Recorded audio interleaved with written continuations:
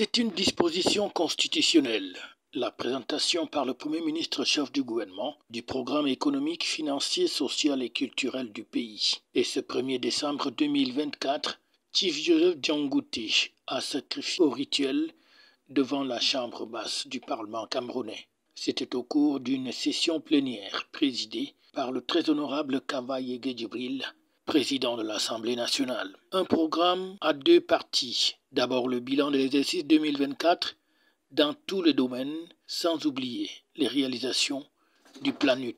Le Premier ministre, toujours perspicace et efficace dans sa lecture, a donc présenté cette première phase. En matière des finances publiques, plusieurs faits majeurs ont marqué l'année 2024, notamment le relèvement de 15% des prix de carburant à la pompe, l'augmentation de 5% des salaires des agents publics de l'État, ainsi que la signature par le président de la République de l'ordonnance numéro 2024/001 du 20 juin 2024, modifiant et complétant certaines dispositions de la loi numéro 2023/2019 du 19 décembre 2023, portant loi des finances de la République du Cameroun pour l'exercice 2024.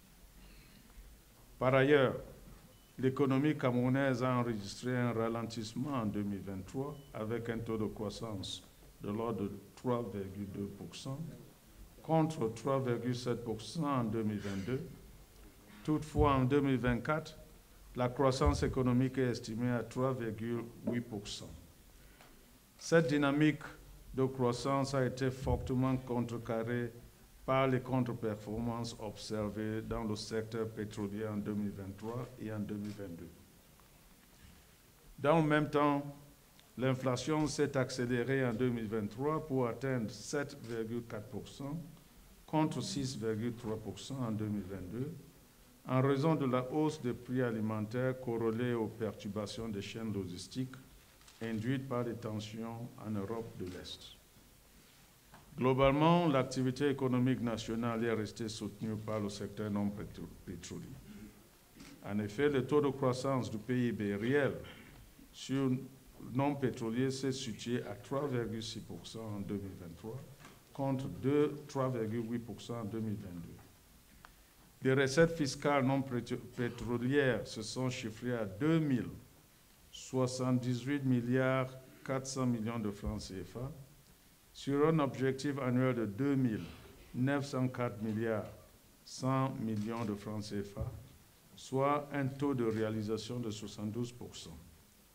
Ce taux est en hausse de plus 11% par rapport à celui de 2023.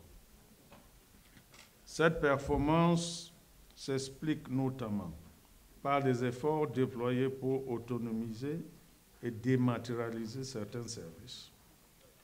Pour ce qui est des recettes douanières, au 30 septembre 2024, l'État a mobilisé un montant total de 729 milliards 800 millions de francs CFA sur un objectif de 803 milliards 800 millions de francs CFA. Fait depuis son lancement, le PNUD a mobilisé à date 1017 milliards 421 millions 776 000 francs 229 francs CFA.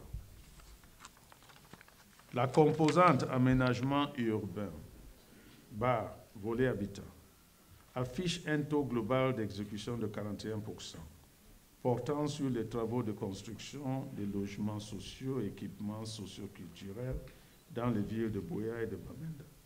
La composante de santé affiche quant à elle un taux d'exécution physique de 11,5% pour ce qui est de la construction des centres hospitaliers régionaux de Bamenda et de Buea.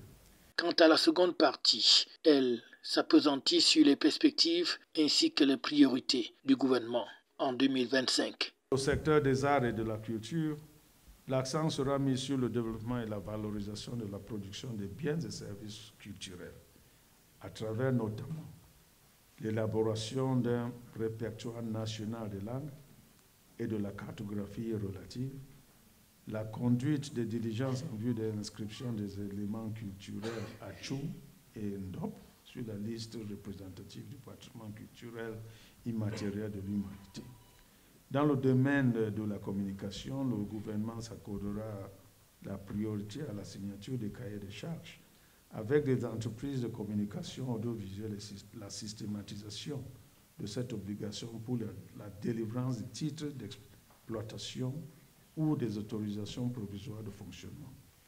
Dans le secteur des affaires sociales, le gouvernement s'attellera à mener les actions suivantes.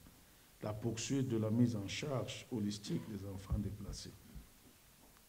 La poursuite de la prise en charge holistique des enfants déplacés internes et du fait de la crise sécuritaire dans les régions du Nord-Ouest et du Sud-Ouest, ainsi que les enfants réfugiés dans la zone de l'Est, dans la région de l'Est, des enfants et des enfants victimes de traite, de trafic, et les enfants déplacés victimes de la secte Boko Haram dans l'extrême nord. Bref, cette présentation du programme économique, financier et social et culturel du pays ouvre ainsi et balise la voie pour l'examen et le vote du budget 2025, un budget donné par le Premier ministre à la fin de son propos. C'est que l'État du Cameroun a déjà reçu par les députés ce projet de loi qui désormais va être soumis à l'examen et à l'adoption de cette Assemblée nationale, aussi bien en commission qu'en plénière. FH News, votre télévision.